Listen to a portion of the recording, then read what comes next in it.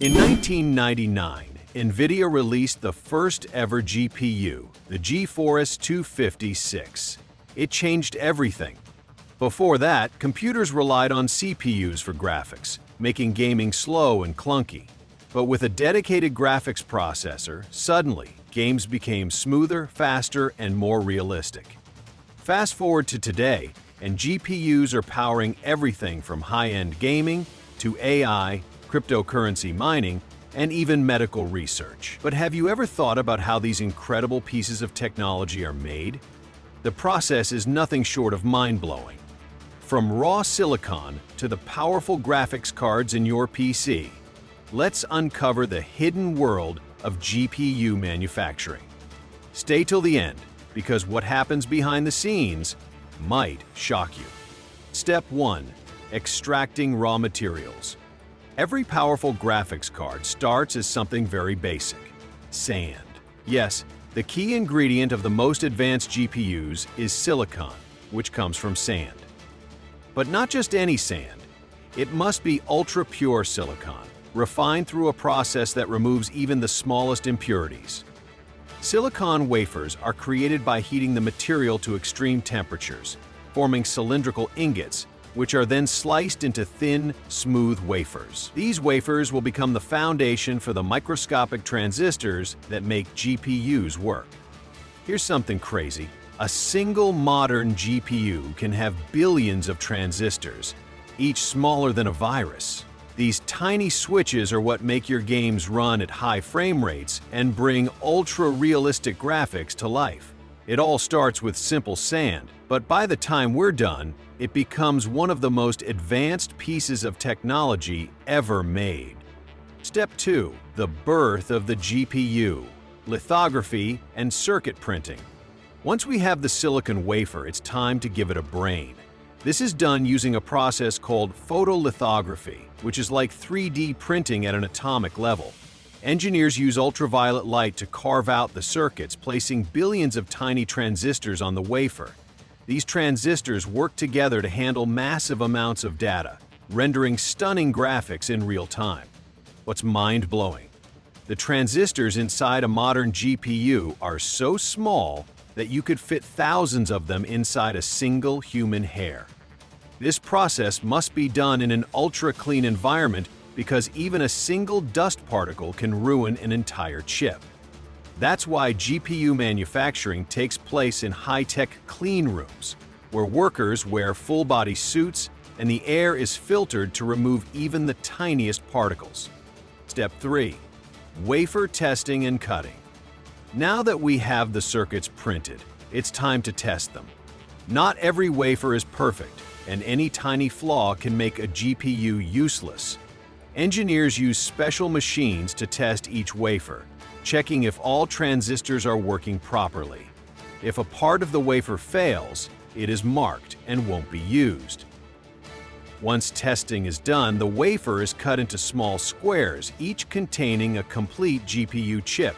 These chips are called dies, and they are the brain of the graphics card. Think of it like baking a giant pizza and then slicing it into individual pieces. But instead of a pizza cutter, companies use high-precision lasers to cut the silicon into perfect little pieces. These tiny dies are what will eventually power gaming PCs, high-performance workstations, and even AI supercomputers. Okay, step 4. Packaging the GPU chip. A raw silicon die is delicate and useless on its own. It needs to be protected and connected to other components. This is where packaging comes in. The GPU die is placed on a substrate, a special circuit board that connects it to the rest of the system. Then, a heat spreader is attached to help cool the chip during intense gaming sessions. Here's something you might not know. Without proper cooling, a GPU can overheat in seconds and stop working.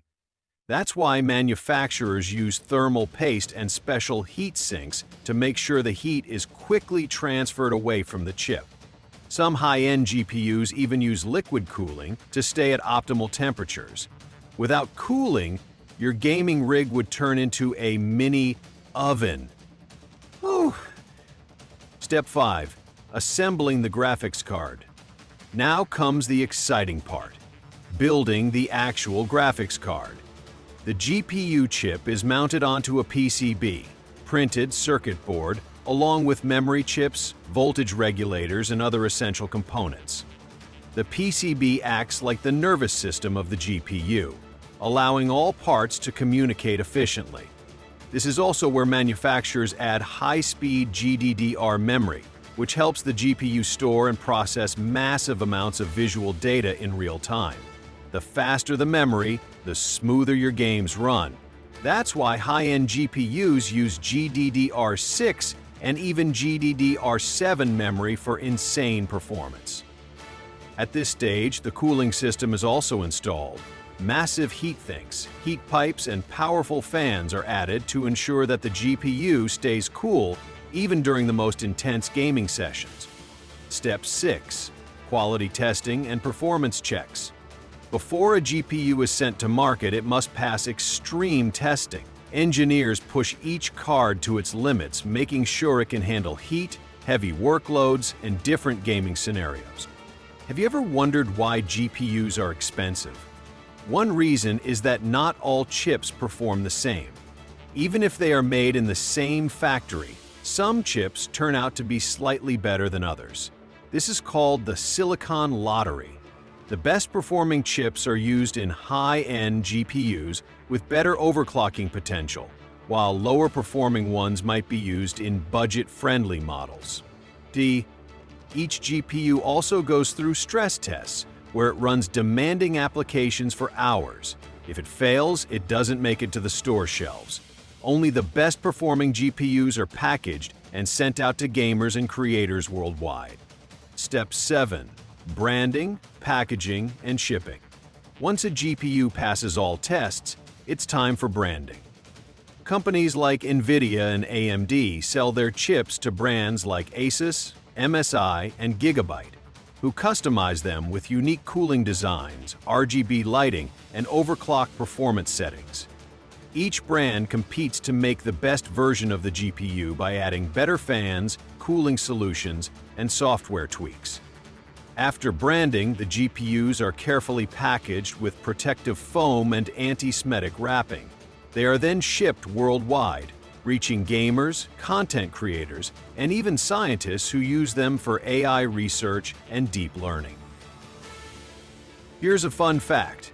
The demand for GPUs is so high that some factories operate 24/7 just to keep up. Every new GPU release sparks a race, with gamers and crypto miners trying to get their hands on the latest models before they sell out. Step 8. The final destination: your gaming rig. After months of production, testing, and shipping, the GPU finally arrives at its final destination: your PC. The moment you install that new graphics card, everything changes. Games run at higher resolutions, frame rates become smoother, and stunning visuals come to life. Whether you're battling in a high-speed racing game, exploring an open-world adventure, or creating 3D animations, the GPU is the powerhouse behind it all. It's incredible to think that something that started as sand can power the most advanced gaming experiences in the world. But now, you know the secret. Every frame, every explosion, every ray of light in your favorite game is made possible by a process that takes months and involves thousands of skilled engineers. And with technology advancing faster than ever, the GPUs of tomorrow will be even more powerful. Who knows, maybe one day we'll see graphics so realistic that we won't be able to tell the difference between a game and real life. Now that you know how GPUs are made, what do you think the future holds for gaming graphics? Drop your thoughts in the comments. And if you enjoyed this deep dive into the world of GPU manufacturing, don't forget to like, subscribe, and hit that notification bell for more tech insights.